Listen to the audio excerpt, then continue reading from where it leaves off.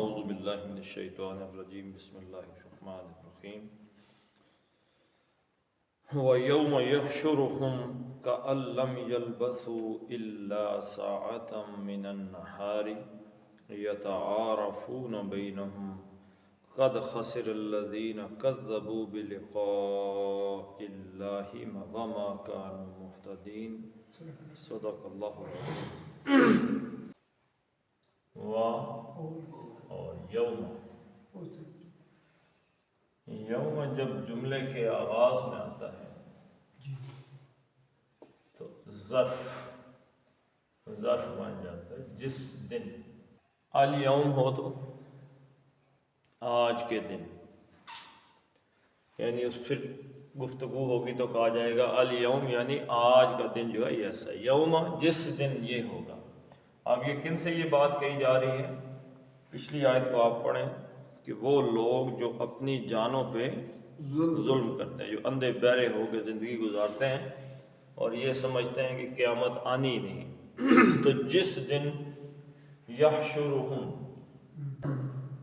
ہا شین اور رے، حشر یحشر، اس کے دو معنی ہیں۔ ایک معنی ہے اکٹھا کرنا، اور دوسرا قرآن حکیم نے ایک اور انداز میں جو بیان کیا ہے وہ یہ کہ اکٹھا کرنے کے لیے، کسی کو جمع کرنے کے لیے اٹھانا۔ حشر یحشر، جمع کرنا، اکٹھا کرنا۔ قرآن حکیم میں ایک جگہ یہ آیا ہے کہ جو لوگ، جن لوگوں کو اللہ تعالیٰ قیامت کے دن اٹھائے گا تو اندھا اٹھا دے گا، جنہوں نے زندگی میں قرآن کے ساتھ، کوئی اللہ کے ذکر کے ساتھ جنہوں نے تعلق قائم نہیں کیا، تو وہ اٹھیں گے کس حالت میں؟ اندھے۔ اٹھ کے کیا سوال کریں گے؟ لما حشرتنی اعمیٰ، اے اللہ لما حشرتنی، کیوں تو نے ہمیں اٹھا دیا ہے اعمیٰ، اندھا بنا کر، اندھا بنا کے کیوں اٹھایا؟ تو حشرہ اس نے جمع کیا، یحشرو وہ جمع کرے گا، کیونکہ کسی دن کا ذکر آ رہا ہے، وہ جمع کرے گا، وہ اکٹھا کرے گا، تو وہ اس میں فاعل ہے۔ یہ وہ کون ہے جی؟ اللہ، یہ اللہ ہے۔ تو جمع کرنا فعل ہے۔ اب اس کا مفعول کیا ہے؟ فعل کے ساتھ جب ضمیر آتی ہے تو وہ کیا شکل اختیار کرتی ہے؟ مفعول کی شکل۔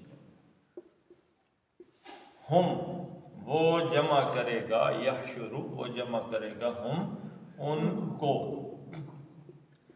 کن کو جی؟ وہ جو دنیا میں بدماش بنے، ٹھیک ہے، جنہوں نے سمجھا کہ موت آنی ہی نہیں ہے۔ جس دن اللہ انہیں اکٹھا کرے گا، اس دن کیا ہوگا جی؟ اس دن جب وہ اکٹھے ہو جائیں گے تو وہ سوچیں گے، کأن، یہ مخفف ہے، ٹھیک ہے جی، جیسے انا، لاکن، کل آیا تھا لاکن، ایسے ہی ہے کأن، لیکن لاکن سے لاکن ہو جاتا ہے، قرآن حکیم میں آپ نے پڑھا ہے۔ اور انا سے ان مخفف بھی، انا مخفف بھی آ جاتا ہے، ایسے ہی کأن سے کأن، کا حرف تشبیہ ہے، اور انا حرف تاکید، ان دونوں کو آپس میں ملا کے جب اس کو مخفف کیا تو ترجمہ آ گیا گویا کہ جس طرح ان کے، وہ ایسے محسوس کریں گے، انہیں ایسے لگے گا جیسے کہ لم یلبسو، لم نفی کی صورت میں آتا ہے لیکن تاکید کے لیے ہرگز نہیں، یعنی کہ تاکید میں نفی آتی۔ دوسرا، لم کے بعد ہمیشہ فعل مضارع آتا ہے لیکن اس کا ترجمہ ماضی میں کیا جاتا ہے۔ تیسری بات یہ ہے کہ لم کے بعد جو فعل مضارع آتا ہے وہ کیا ہو جاتا ہے؟ مجزوم، اس پہ جزم آ جاتی ہے، اعراب اس کا اڑ جاتا ہے۔ تو اب یہاں پہ آیا یلبسو، لام بے اور سے لبسا یلبسو، اس کا کیا معنی ہے جی؟ ٹھہرنا، رکنا یا رہنا، تینوں معنی، کسی جگہ ٹھہرنا، رکنا۔ تو لبسا یلبسو، لبسا آپ نے قرآن حکیم میں پڑھا کم لبستم، تم کتنا عرصہ رکے رہے، ماضی ہے، لبسا ماضی، یلبسو۔ اب یہاں پہ کیا تھا جی؟ یلبسون کألم، جیسے جس طرح کے لم یلبسو، لبسا اب اس کی آپ گردان کریں تو پتہ چل جائے گا، یلبسو یلبسانی، یلبسو وہ ٹھہرتا ہے، وہ رکتا ہے، وہ رہتا ہے۔ دوسرا اس کا آ گیا یلبسانی، کتنے رکتے ہیں جی؟ دو۔ اور یلبسونا وہ سارے ٹھہرتے ہیں، وہ ٹھہرتے ہیں، وہ سارے ٹھہرتے ہیں۔ اب لم نے کیا کیا؟ ایک تو اس کا اعرابی نون اڑا دیا، تو یہ یلبسو بچ گیا۔ دوسرا اس کا ترجمہ رکتے ہیں سے، ٹھہرتے ہیں سے ماضی میں کر دیا کہ لم یلبسو، کہ وہ نہیں ٹھہرے، وہ نہیں ٹھہرے، یعنی ماضی میں چلا گیا، الا سوائے ساعتن۔ ساعتن کیا چیز ہے جی؟ کڑی، سیکنڈ۔ ہاں جی، سین واو این اس کا مادہ ہے۔ ساعتن قرآن حکیم میں جب یہ الف لام کے ساتھ آیا تو اس کا ترجمہ کیا ہو گیا جی؟ قیامت کی گھڑی، یعنی وہ گھڑی جس گھڑی ایک ساری کائنات ختم کر دی جائے گی۔ الساعہ قرآن میں جہاں بھی آیا ہے الساعہ، اس کا مطلب ہے وہ گھڑی جس گھڑی یہ قیامت، یہ دنیا، یہ کائنات ختم ہوگی۔ اب یہاں پہ الف لام کے ساتھ دنیا ہے، یہاں پہ تو آ گیا ساعتن، ساعتن آیا تو اس میں ایک کا مفہوم آ گیا، یعنی واحد کا، ایک گھڑی۔ ساعتن کا مطلب ہے ایک گھڑی۔ ایک گھڑی سے کیا مطلب؟ ویسے گھنٹہ، آدھا گھنٹہ یہ مراد لیا جاتا ہے۔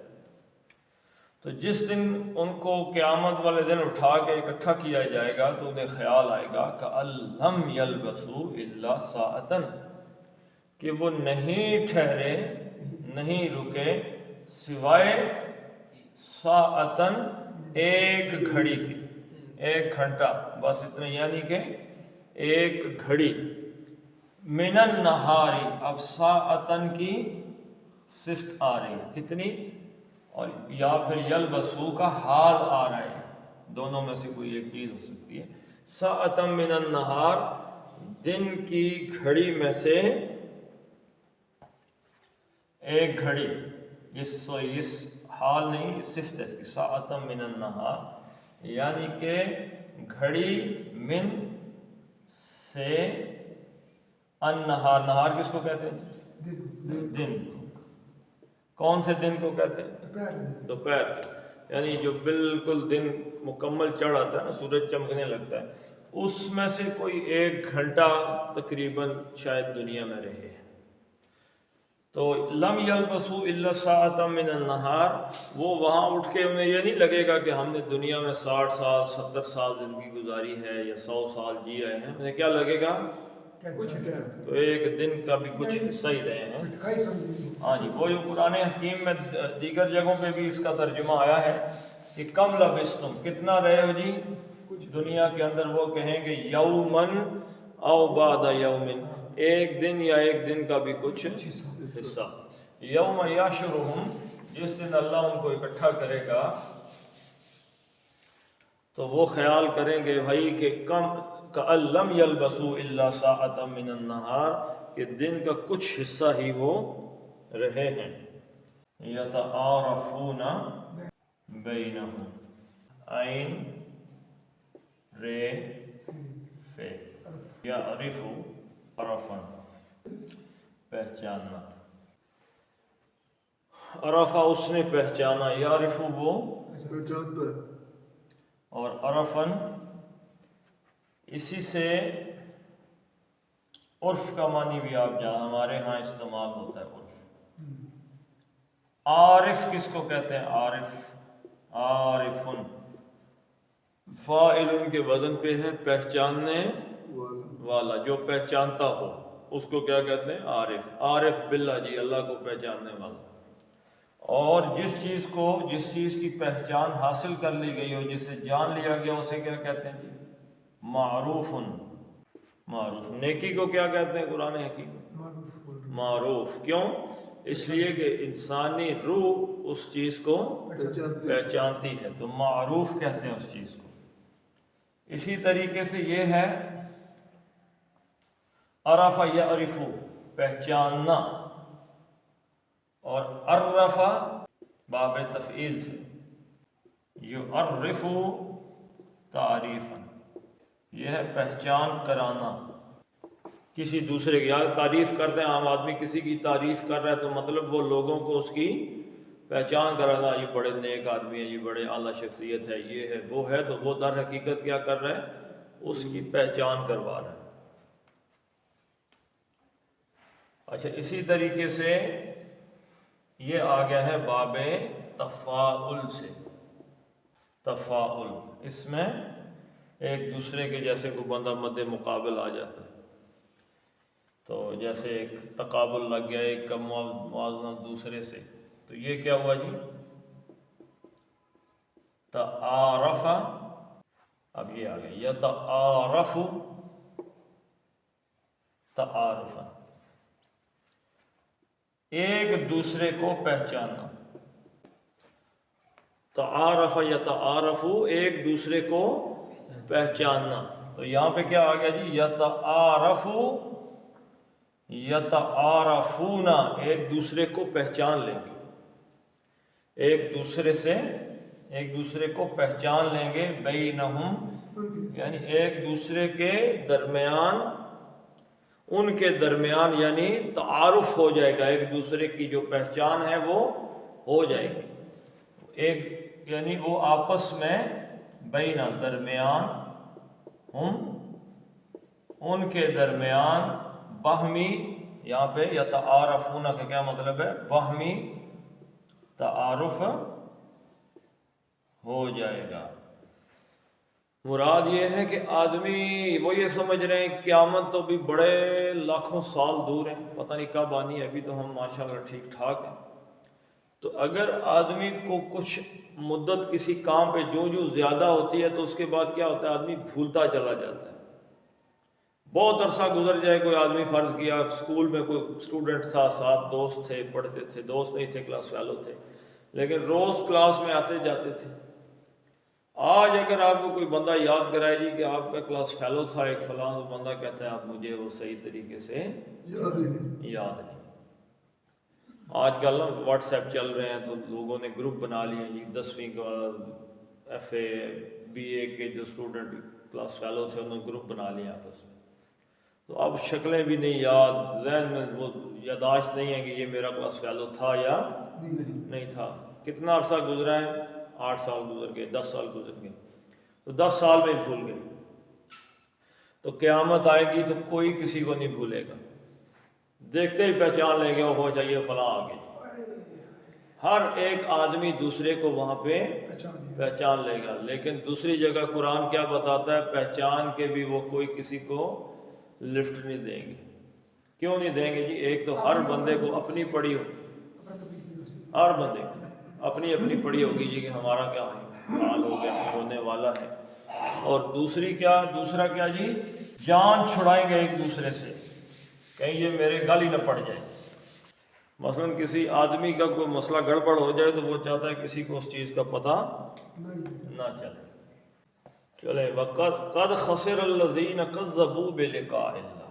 قد 2 معنی میں استعمال ہوتا ہے، تاکید میں، اور دوسرا پرفیکٹ میں، یعنی کسی چیز کوئی واقعہ جو ہے، یعنی قد ایک تو تاکید کے لیے استعمال ہوتا ہے، ایک قد استعمال ہوتا ہے اگر قد آ جائے فعل مضارع کے ساتھ تو اسے حال کے ساتھ پکا کر دیتا ہے، جیسے سا اور سوفا مستقبل میں لے کے چلا جاتا ہے فعل مضارع کو، لیکن یہاں پہ آگے کیا آ گیا جی؟ ماضی، خسرہ یخسر، کسی چیز کا نقصان میں ہونا، خسارے میں ہونا۔ یقین کا صاحب تو قد خسرہ یقین یقیناً ایک تو معنی اس کا آ گیا، اور دوسرا چکے کے مفہوم میں آ گیا، یعنی کہ کوئی چیز ہو چکی ہے، ڈن، یعنی وہ کھانا کھا چکا ہے، وہ سو چکا ہے، وہ آ چکا ہے، وہ چلا گیا ہے۔ تو خسرہ کا کیا مطلب ہے جی؟ خسرہ یخسرو، گھاٹا، نقصان، خسارہ اردو میں بھی استعمال ہوتا ہے۔ خسارہ کس چیز کو کہتے ہیں؟ کوئی آدمی بزنس میں، کسی آدمی نے 100 روپیہ لگایا تھا، اب اس سے اگر تو اس کو 110 مل جائیں تو یہ کیا ہے؟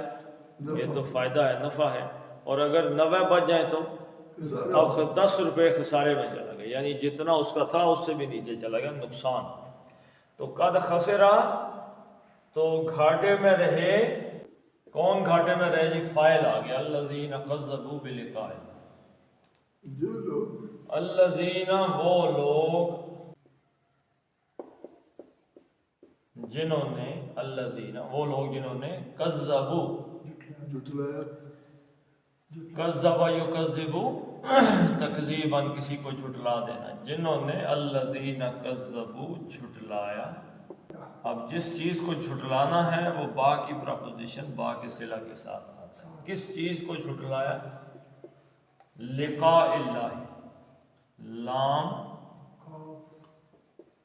قاف اور یا، ٹھیک ہے جی، لقیہ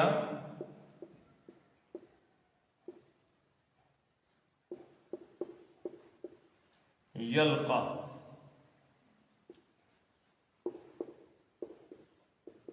لقاءً، اس کا ایک معنی ہے سامنے آنا یا سامنے ہونا، سامنے آنا، اور دوسرا معنی کیا ہے جی؟ ملنا۔ لقیہ وہ ملا، وہ سامنے آیا، یلقا لقاءً، لقاءً کا کیا معنی ہوتا ہے؟ ملاقات، یعنی کہ ملنا، لقاءً ایک دوسرے کے سامنے آ جانا، ملنا۔ دوسرے ابواب سے ہم اس کو ایک نظر دیکھتے ہیں جی۔ یہ خود سامنے ہونا، ملنا، یعنی سامنے ہو گئی تو کسی کا آزاد نہیں ملتا ہے۔ جب یہ باب افعال میں جائے گا، وہ بھی قرآن میں آپ پڑھ چکے ہیں، وہ کیا جی؟ القا یلقی، اس کا کیا مطلب ہوتا ہے جی؟ القا یلقی کسی کے سامنے، کسی اور چیز کو کسی کے سامنے ڈال۔ حضرت موسیٰ علیہ السلام اور جادوگروں کے واقعے میں انہوں نے کہا کہ آپ پہلے پھینکیں گے یا ہم ڈالیں پہلے رسیاں ڈال، فلما القوا، اور جب انہوں نے رسیاں پھینکی، ڈالیں، تو وہ نظر آنے لگی ایسے۔ اس کا مطلب کیا جی؟ القا یلقی، کسی کے سامنے ڈالنا کسی اور چیز کو۔ اچھا، ایک باب تفعیل سے بھی آتا ہے، لقا یلقی تلقیتاً، یہ رفتہ رفتہ کسی چیز کو سامنے لے آنا، کسی کے سامنے مکمل پھینک دینا بڑے اہتمام کے ساتھ۔ اچھا، جیسے ایک باب تفاعل سے بھی آتا ہے، یہ آپ نے حضرت آدم علیہ السلام کے قصے میں پڑھا ہوگا، تلقا یتلقا، آپ نے پڑھا جی حضرت آدم علیہ السلام کے، فتلقا آدم من ربہ، یعنی فتلقا آدم من ربہ کلمات، کہ حضرت آدم علیہ السلام نے حاصل کر لیے، سیکھ لیے، یہاں سے کسی کے سامنے آ کے کوئی چیز اہتمام کے ساتھ حاصل کر لے۔ اچھا، اسی طریقے سے باب افتعال سے بھی قرآن حکیم میں استعمال ہوا ہے، التقا یلتقی، قرآن حکیم میں استعمال ہوا ہے۔ بڑے اہتمام کے ساتھ کسی کے ساتھ اہتمام کے ساتھ ٹائم فکس کر کے کسی سے جا کے ملنا. تو اصل میں یہاں پہ کون سے باب سے آیا جی؟ لقیہ یلقا، باب سمع سے ملنا. تو ملاقات بلقاء اللہ، لقاءً لقائی، کذبوا بعد بھی حرف جر تھا، اس نے لقاءً کو لقائن کر دیا، اور لقائی اس لیے ہو گیا کہ یہ مضاف بن گیا کس کا جی؟